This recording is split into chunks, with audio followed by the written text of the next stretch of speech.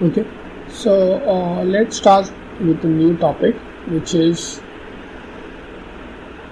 magnetic forces. Okay, magnetic force. So before going towards magnetic force, let's see what is electrostatic force that we saw.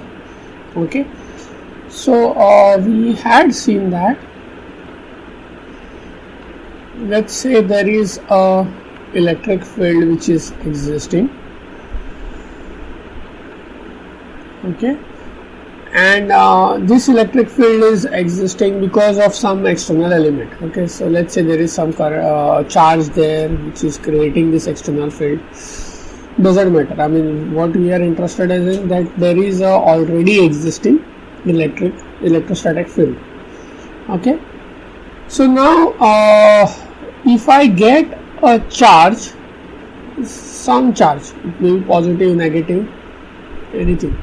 So if I get this charge and place it here in this electrostatic field, now that charge can be stationary or moving. Okay, it need not matter.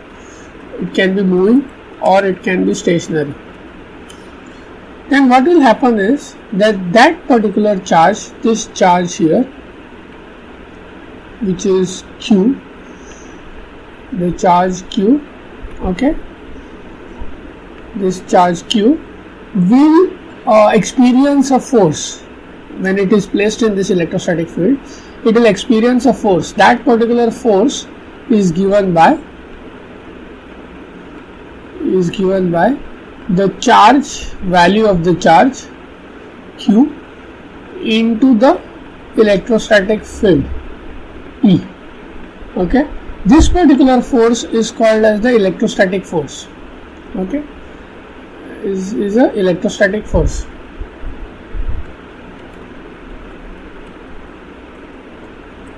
Or force due to an electric field which is experienced by this particular charge.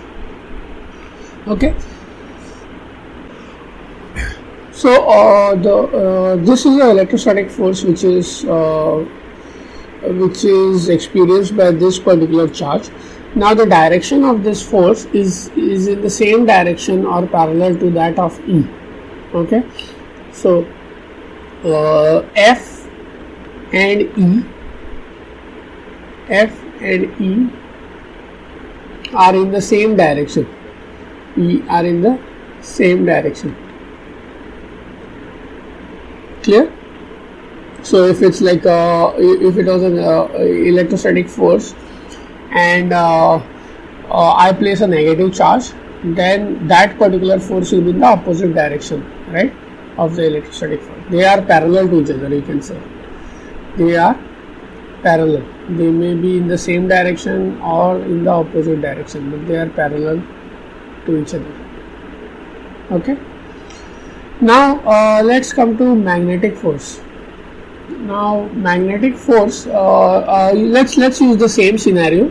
Let's assume that there is a already existing field, magnetic field, which is there.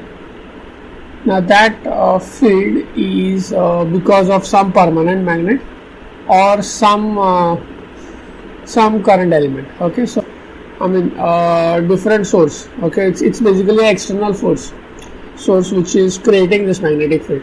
Okay, so now if I place a charge here,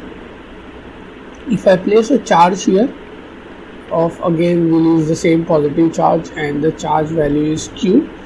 If I place it here, okay, and if I place this in this field, and if this charge is stationary, not moving at all, then the force will be 0. Force experienced by this charge will be 0. There will be no force experienced by this charge. But if I make this charge moving, if I keep on moving this charge in this, if I get this charge in this field and I start moving it in this direction, let's say some direction, I move it in this direction with a velocity u. With a velocity u, what will happen is this particular charge will experience a force. Okay, that force will be dependent on, it will experience a force. Okay, this charge will experience a force which will be dependent on, the magnitude of that charge will be dependent on the magnitude of the charge itself. Okay, the velocity at which this charge is moving. Okay, the magnitude of the velocity, the magnitude of the magnetic field, and the angle theta, sine of angle theta. So in short, this is not directly proportional, but it is equal to. Okay, so I can do one thing, that this is F will be equal to Q into U cross U B sine theta. So if you look at this particular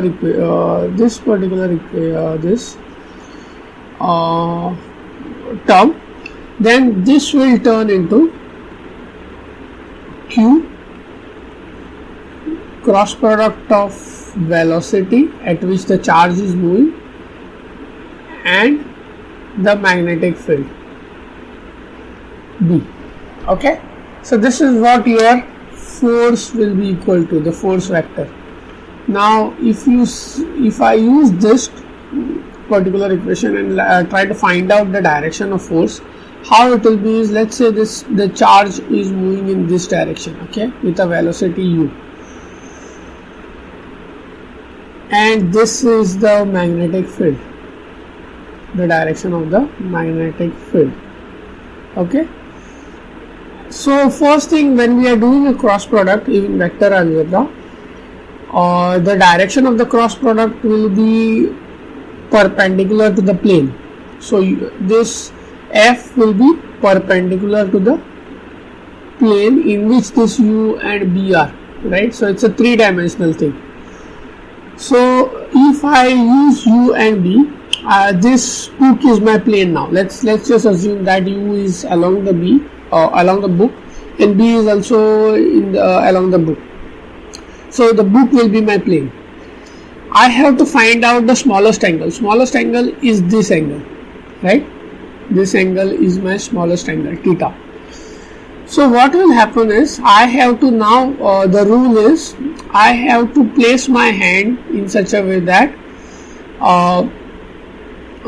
this will be the direction of my hand, and I have to curl my fingers other than the thumb in this direction of the theta. Okay, so I'll use a different pen for this. So this is how I place my hand in this direction of U, and I will curl my fingers in the direction of theta, which is B. Okay, the smallest angle. Okay, this is the smallest angle, this will be the bigger angle. So we forget about the bigger angle, we have to always look about the smallest angle, right? So now this is the smallest angle, theta. So what I will be doing is, I will be moving my hand, keeping my hand in this direction. Okay, my right hand, this is a right hand rule. So I will be keeping my right hand in the direction of U, with the finger pointing, the thumb pointing in this direction. So it's basically, you'll have to hold your hand such a way that it's pointing in the U direction of U, and then curl my fingers in the direction of B. Okay, so what I should be getting is something like this, right?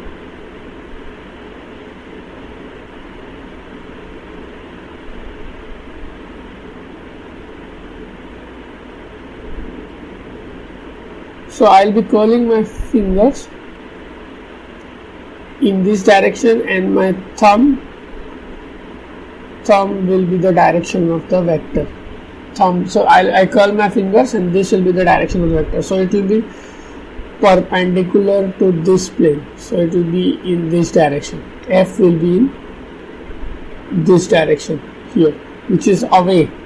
If this is the book, then my F will be, you'll be seeing it will be going into the book. Okay. So if we are assuming that U and V are in the F plane of the book, then my F will be going into the book. Now if I reverse this, if I place,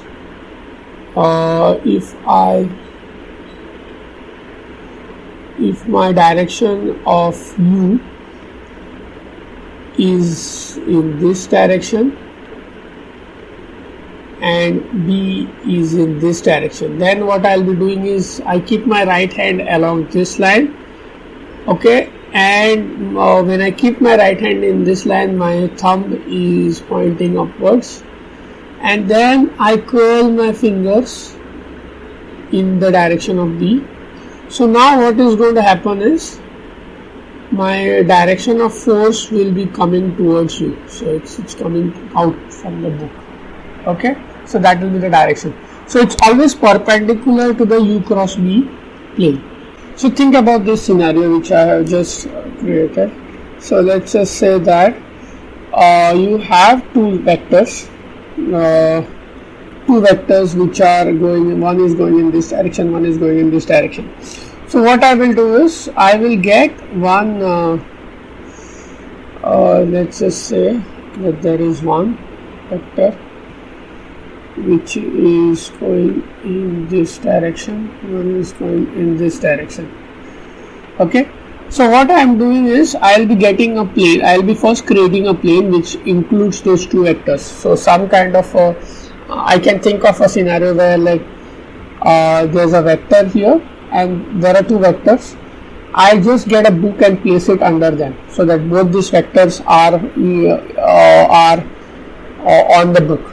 Now that will be my plane, and then depending on how, let's say this is your U and this is B, then U cross B, this is the smaller angle theta, and I keep my hand in this direction, curl it along this, so my direction of the thumb will be perpendicular to this plane. So this will be the direction of the thumb, right? So that will be the direction of the force. Okay, so just keep in mind that how do you calculate the direction of the force. Now this value which we had calculated was due to a moving charge. Okay, so this is the case 1 you can think of, like we are just going to see 3 cases in which we experience this magnetic force. So this is a case 1, this is case 1 where what we are doing is there is a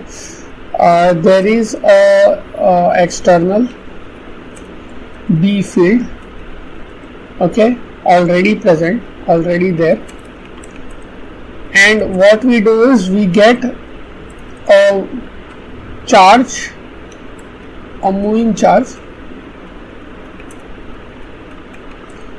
and we get a moving charge in the field.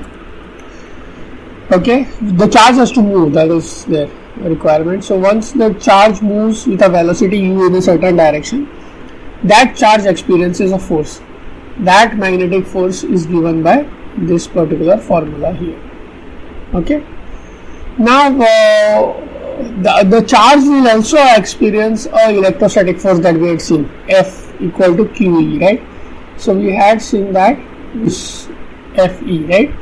So now what we can do is total F on the charge, because the charge is moving in an external field, okay, is FE, total is FE plus FM. So this force is called as the Lorentz force. Lorentz force equation or Lorentz force. summation of these two forces.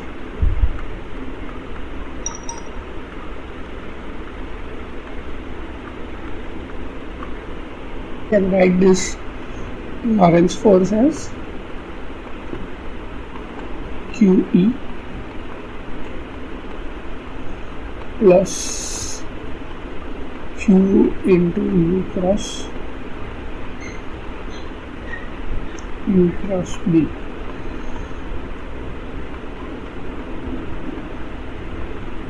So this will be equal to Q. So this will be my Lorentz force equation. Okay, so this is a thing which is taken from the book Sadiku. So what we notice is, if it is stationary, if your charge is stationary, then force is only the electrostatic force will be there due to the electrostatic field, force due to electrostatic field, and that total will be equal to QE. If it is moving in the field, the electromagnetic field, then this will be QE and this guy will be QU cross B, and what you will get is total force will be E plus U cross B. This is what you will see.